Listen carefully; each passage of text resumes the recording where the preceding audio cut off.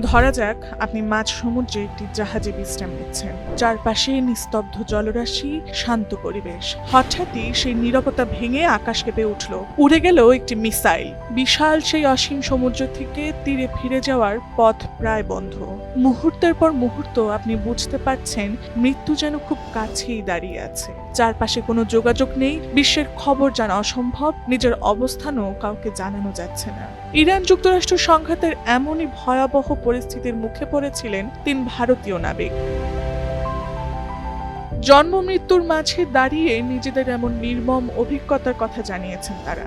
ভারতের হরিয়ানা রাজ্যের নাবিক জানান, তারা ইরানে আটকা পড়েছিলেন, কিন্তু ইন্টারনেট না থাকায় যুদ্ধ চলছে এমন খবরও জানতেন না। তিনি বলেন, একদিন হঠাৎই মাথার উপর দিয়ে ক্ষেপণাস্ত্র উড়ে যেতে দেখি। পরিস্থিতি এতটাই ভয়াবহ ছিল যে অল্পের জন্য তারা প্রাণে বেঁচে ফেরেন।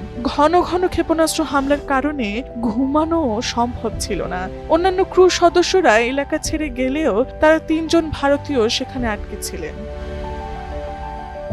পরবর্তীতে যুক্তরাষ্ট্র ও ইসরায়েলের হামলার মধ্যে ইরানি বন্দর নগরী খোররাম শহরে আটকা পড়া ওই ভারতীয় নাবিকরা অবশেষে দেশে ফিরেছেন। দেশে ফিরে তারা নিজেদের ভয়াবহ অভিজ্ঞতার কথা জানান।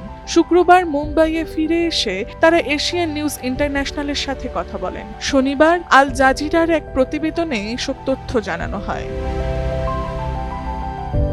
প্রতিবেদনে বলা হয়েছে, ভারতের forward cements union of India সরকারকে আহ্বান জানিয়েছে যাতে ওই অঞ্চলে আটকে পড়া ভারতীয় নাবিকদের দ্রুত নিরাপদে সরিয়ে আনার উদ্যোগ জোরদার করা হয়। আল জাজিরার তথ্য অনুযায়ী ভারত বিশ্বের শীর্ষ 3 নাবিক সরবরাহকারী দেশের একটি। দেশটির 3 লাখেরও বেশি নাবিক আন্তর্জাতিকভাবে কাজ করছেন।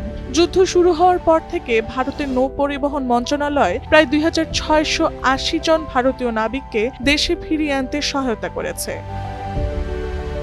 প্রতিবেদনে আরও বলা হয়, সংঘাত চলাকালে 3 ভারতীয় নাবিক প্রাণ হারান।